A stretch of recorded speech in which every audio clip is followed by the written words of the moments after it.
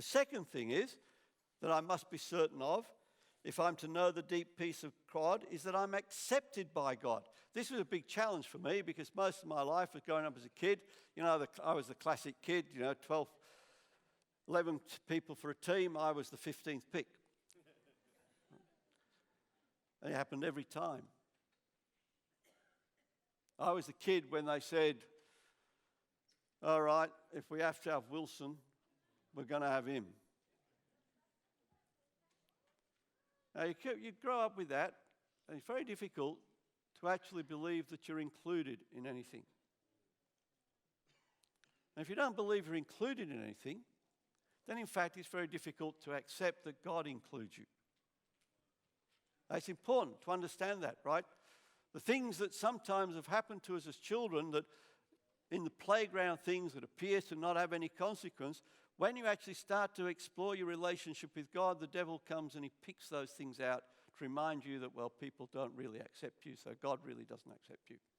And so, one day, it was prayer ministry school, God spoke to me through a section of Scripture, Ephesians chapter 2, verses 11 to 22, which was part of the Ephesians service, where the message is where it speaks about God has reconciled the Gentiles and the Jews to themselves. He's broken down the barriers that put them apart, that Christ is our peace, etc.